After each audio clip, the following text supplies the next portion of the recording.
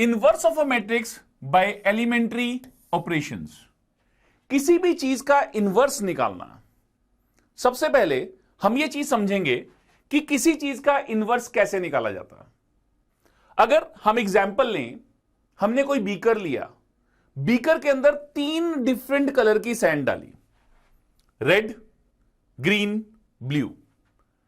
उसके जैसा एक खाली बीकर लिया, इस भरे हुए बीकर को खाली बीकर के अंदर ट्रांसफर कर दिया।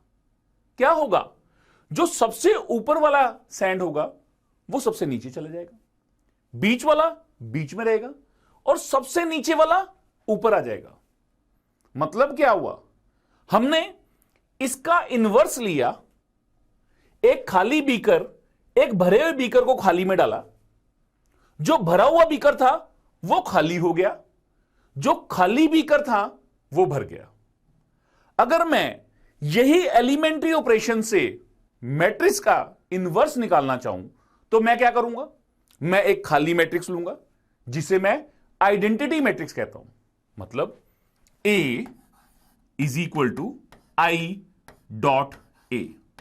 यह मेरी खाली मैट्रिक्स है, यह मेरी भरी हुई मैट्रिक्स है, इसको मैं खाली कर दूंगा, मतलब इसको मैं आइडेंटिटी मैट्रिक्स बना दूंगा। जो यहां पे भर के आएगा वो मेरा इनवर्स होगा।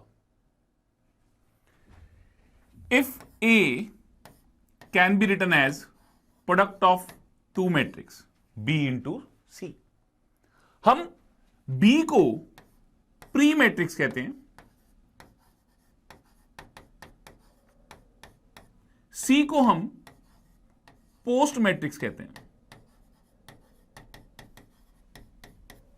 अब ये मेरे पे डिपेंड करेगा कि मैं रो ऑपरेशंस लगाना चाहता हूं या कॉलम ऑपरेशन लगाना चाहता हूं। इस चीज को ध्यान से समझना। Either you will apply row operations और you will apply only column operations.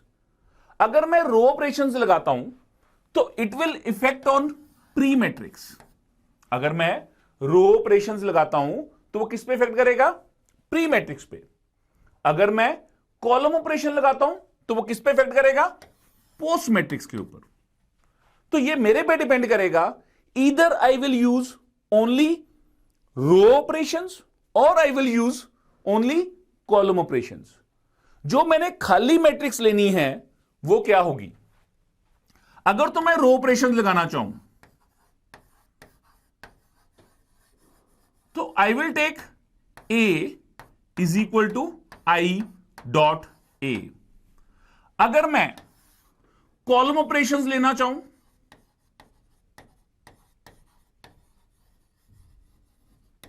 I will use A is equal to A dot I। क्यों? ऐसा क्यों? अगर यह थप्पड़ राइट गाल पे मारा जाए तो दर्द कहां होगा? राइट गाल पे। लेफ्ट गाल will not be affected. Exactly in the same way pre matrix अगर ले रहे हैं, रो ऑपरेशंस लगा रहे हो, प्री मैट्रिक्स जो होगी वो रो ऑपरेशंस प्री मैट्रिक्स पे इफेक्ट करेगा। और अगर हम कॉलम ऑपरेशंस लेंगे तो it will affect on post matrix. So पहला स्टेप लेते हुए हमें बहुत ख्याल रखना है कि जो अपने खाली मैट्रिक्स ले रहे हो वो लेफ्ट पे लेनी है कि राइट पे लेनी है। ये आप पे डिपेंड कर रहा है कि आप रो ऑपरेशन लगाना चाहते हो या कॉलम ऑपरेशन लगाना चाहते हो।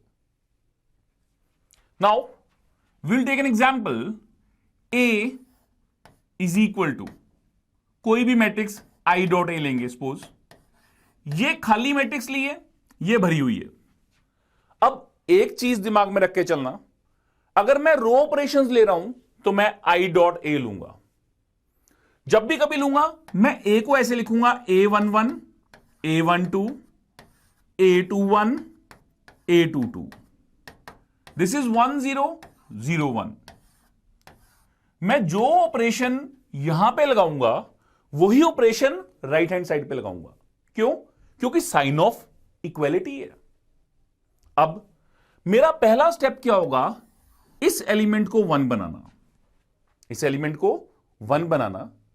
या तो हम कभी किसी एलिमेंट को 1 बनाना चाहते हैं, क्या करते हैं, उससे डिवाइड कर देते हैं।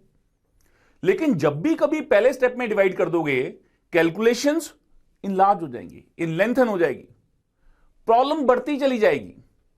आपने सबसे पहला काम क्या करना है, आपने अपने से नीचे देखना है कि 1 पड़ा हुआ है। अगर वहां पे 1 पड़ा मिल जाए तो आप इंटरचेंज कर दीजिए। अपने से नीचे के साथ इंटरचेंज कर सकते हैं, अपने से ऊपर वाले के साथ इंटरचेंज नहीं होता।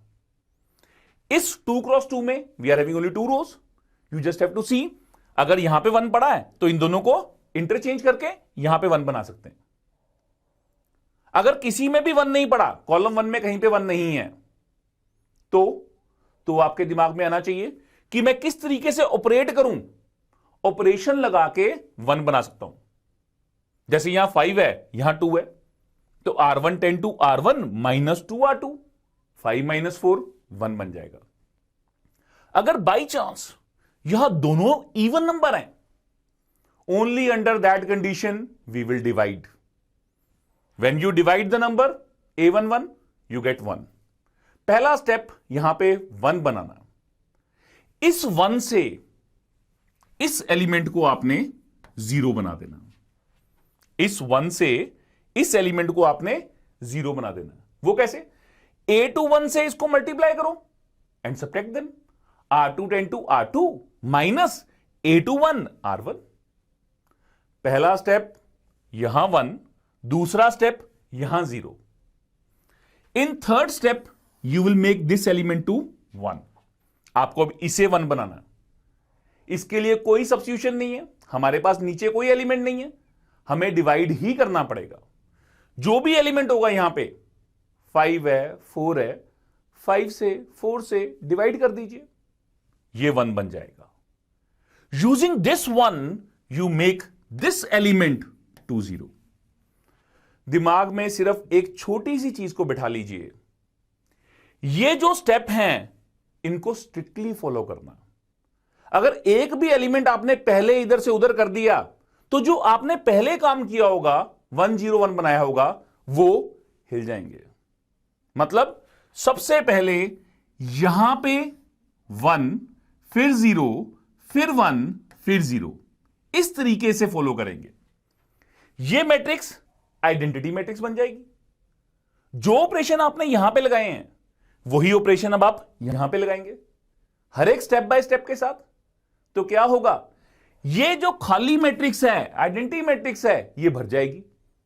ये जो भरेगी ये क्या बनेगा, ये इस मैट्रिक्स का इनवर्स बन जाएगा।